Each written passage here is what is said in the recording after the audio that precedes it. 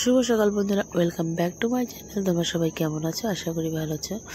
যাই হোক, ভিডিও শুরুতে একটা কথা প্রথমে বলে রাখছি, আজকে আমার গলা প্রচণ্ড ব্যথা আর গলা বসে গেছে, তাই হয়তো সাউন্ডটা একটু খারাপ হবে, তাই তোমরা কষ্ট করে বুঝে নিও। যাই হোক, এটা হচ্ছে সকাল বাজে এখন 7টা। আগে আমার রুটিন ছিল সকাল 9টার থেকে, এখন হচ্ছে সকাল 7টার মধ্যে আমার রান্না 9টার মধ্যে কমপ্লিট দিতে হয়। যাই হোক, চলো সকাল আগে সবজিগুলো কাটি।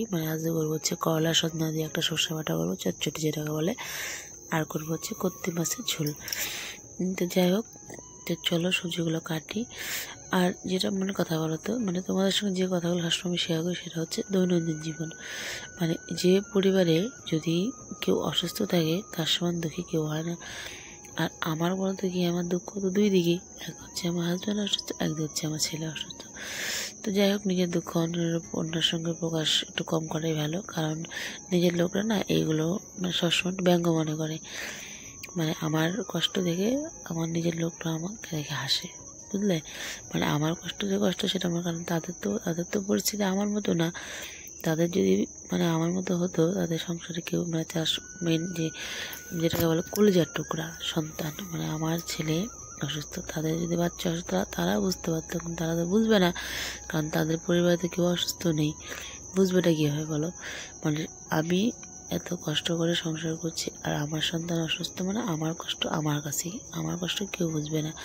তো চলো ফটাফট, ওই যে সজনা সর্ষে বাটা হয়ে গেল, এখন করবো হচ্ছে কর্তি মাছের ঝোল। এদিকে চলো মশলাটা করে নিই, আর এদিকে মেয়ের খিচুড়ি হচ্ছে।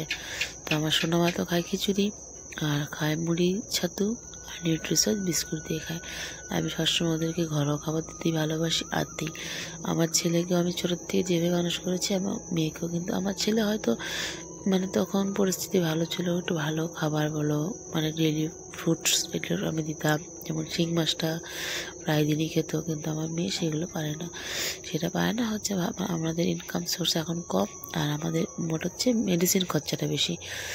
তো চলো লঙ্কাটা বাটি বক একটু কম করে নিই। তো আমি অট্টালিকাও থাকি না, আমি এরকম ভাঙা কুটিরেই থাকি, তবুও আমি নিজেকে সুখী মনে করতাম যদি আমার পরিবারের সবাই সুস্থ থাকতো। তাই আমি আমার নিজেকে আমি সুখী মনে করতে পারি না। আমার রাত যায়, ঘুমায় না শুধু আমার ছেলেটার টেনশনে, যে আমার ছেলেকে আমি একটা সুন্দর ভবিষ্যৎ করে দিতে পারছি না। তার স্কুল জীবনটা বন্ধ হয়ে আছে, তাকে স্কুলে আমি নিয়ে যেতে পারি না। 1 মাস পরে একদিন হয়তো নিয়ে যাই, কিন্তু আজকে যদি আমার অর্থ থাকতো, আগের পরিস্থিতি থাকতো, তাহলে হয়তো আমি ছেলেকে স্কুলের পাশে ভাড়া বাড়ি থেকে ছেলেকে রাখার ব্যবস্থা করতাম, ছেলেকে রেগুলার হাত ধরে স্কুলে নিয়ে যেতাম, নিয়ে আসতাম, কিন্তু আমি সেইগুলো পারি না। সেটা হচ্ছে আমার দুঃখ, কষ্ট বলতে পারো। আর মা হয়েছি, বাচ্চার কষ্ট যদি না বুঝি তাহলে কিসের মা বলো? এটাকে তো মাতৃত্ব বলে না। তো ছেলে আমার অবুঝ, তাই ও বলতেও পারে না স্কুল কেন যায় না, তা মাঝে মাঝে বলে মা স্কুলে যাবো। ওই উল্টাপাল্টা বুঝতে সান্ত্বনা দিয়ে রাখি। আজকে যদি বুঝের মতো ছেলে হতো না, তাহলে তো একাই স্কুলে যেত না গো, বলো? তো চলো, রান্না আমার প্রায় কমপ্লিট হয়ে গেল, আর এখন আমি আমার বাসনগুলো ধোবো। বাসনগুলো ধুয়ে, আর ওই যে মেয়ের গতকালকে যে বাসন জামা কাপড় হিসু করে ওইগুলো ধুয়ে দেবো। তো ওদিকে রান্না শেষ, এদিকে মেয়ের খিচুড়ি হচ্ছে, আর আমি এগুলো ধুয়ে নিলাম। ধুয়ে তারপর হচ্ছে ওদেরকে খেতে দেবো। তোমাদের দাদাভাই কাজে যাবে, ওর খাবারটা দিয়ে দেবো দুপুরে। আর এদিকেই দেখো রান্নাটাও প্রায় হয়ে গেল, ওদের খিচুড়ি হচ্ছে, মেয়ের খিচুড়িটার ফোড়ন দিয়ে দিই। আর কি বলতো, এই যে আমার ঝোলটা নামলো, দেখো মেয়ের খিচুড়ি ওদিকে হয়ে যাচ্ছে, ফোড়নটা দিয়ে দেবো, ওর খাবারটা হয়ে যাবে। এই করতে করতে মেয়ের খিচুড়ি হতে হতে জামা কাপড়গুলো মেলতে আসলাম। এই দেখো আমার এটা হচ্ছে বাড়ি, পরিপূর্ণ বাড়িটাকে তোমাকে দেখাতে পারলাম আজকে। এই ঘর থেকে রান্নাঘরটা বড় ঘর কতটা ডিস্টেন্স কি বলবো। তো চলো, ছেলেও ঘুম থেকে উঠে গেলো, ছেলেকেও খেতে দিই, ওর বাবাকেও খেতে দিই। তো ছেলে, মেয়ে, ওর বাবা তিনজনে একসাথে খাবে। মেয়ের খিচুড়িটা হয়ে গেল, মেয়ের খিচুড়িটা বাটবো, আমার ছোট্ট একটা শিল আছে, তো সেই শিলটা দিয়ে বাটবো। আর কি বলতো, খিচুড়িটা যদি ভালো করে বাটি না, পেস্ট করে দিয়ে, ওর খেতে সুবিধা হয়, খায়ও একটু ভালো। যদিও কষ্ট হয়, কিন্তু কিচ্ছু করার নেই, আমি 3 টাইম এইভাবে মেয়েকে খাওয়াই।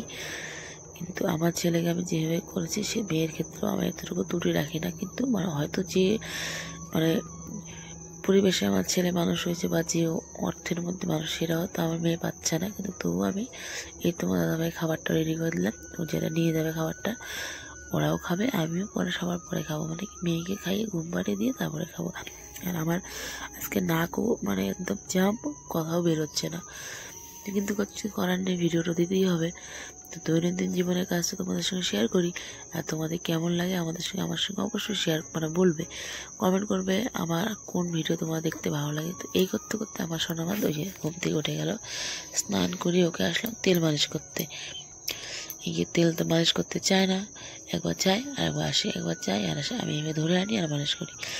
মাঝখানে জেম্মাকে দেখে ও জেম্মা দেখে যেতে চেয়েছিলো, তখন জেম্মাকে বললাম একটু বসো না, আগে তেলটা জামাটা পরাই দিই। তো এখন একটু টি দিয়ে দিব, মানে টি দিতে যায় না, তো শোনো আমার টি দিচ্ছে, এদিকে আমি বাইরে ওকে বসে দিলাম। আর এই দেখো এই করতে করতে আমার যে খাটের নিচে আমার ছেলে আর মেয়ে, সোনা মা সোনা বাবা, এই যে খেলনাগুলো রোজ দিন জমায়। তা আমার এগুলো আমি বার করি না, বার করলে ওদের মেয়ে বাই চান্স যদি মুখে দেয় তাহলে তো গলায় আটকে যাবে, ওই জন্য আমার এগুলো কাজ, মানে আমি এগুলো প্রত্যেক দিনই পরিষ্কার করি। আর এক ঘরে থাকি তো পরিষ্কার পরিচ্ছন্নতা মানে খুবই দরকার। আমি মানে কি যত যাই থাক মানে কাজ আমি করি। এইরকম মেয়েকে এইভাবে বেঁধে রাখলাম, এটা কিন্তু একটু আগেকার ভিডিও, মেয়েটা তো ওখানে আসে বসে, কিন্তু ঘুম থেকে তখন উঠে যায়, বেঁধে আমি আসছি যখন কল পারে। এটা পরে আগে করার কাজ, পরেটা তোমার সঙ্গে শেয়ার হয়ে গেলো। যাই হোক মানে কাজই আগের পরে কিছু কথা নয়, সেই দিনের কাজই আমার এইগুলো। তো এই টি টেবিলটা আমার অনেক দিন থেকে নোংরা ছিল, মানে ন্যাকড়া দিয়ে মুছি, কিন্তু তবুও না তেল ভাবটা যায় না, কারণ ওই মেয়ে তেল ক্রিম টিম রাখি তো তাই মনে হয়। তো ভাবলাম যে না আজকে বাবা বাড়ি আসে একটু ধুয়েই দিই।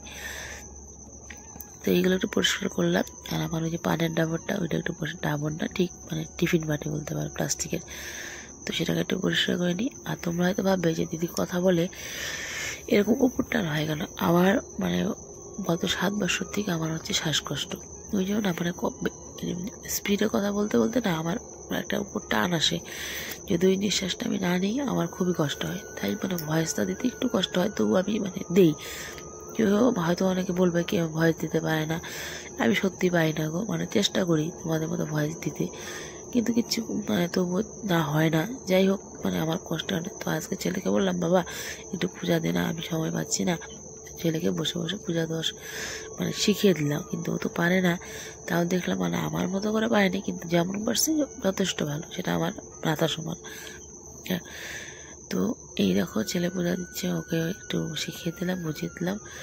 আর এই দেখো মানে চেষ্টা করে, যদিও আজকে ভালোইভাবে পূজা দিল, মানে ওকে একটু আমি ঠাকুর দেবো, তা বললো সন্ধ্যা দেওয়া, তুলসী জল দেওয়া, এগুলো করাই, কারণ সারাদিন বাড়ি থাকে তো ছেলেটা তো কষ্ট হয় না, স্কুল কি বোঝে না, স্কুলে যেতে পারে না। তো বন্ধুরা তোমরা আমাকে অবশ্যই সাপোর্ট করবে, আমি যেন আমার ছেলে একটা সুন্দর ভবিষ্যৎ দিতে পারি। মানে আজকে এই অর্থের অভাবেই আমি আমার ছেলেকে একটা সুন্দর জীবন দিতে পারতেছি না, আর ওর ওষুধের খরচা প্রচণ্ড, তো তাই হয় না। যাই হোক ভালো লাগলে অবশ্যই শেয়ার করে দিও, টাটা বাই।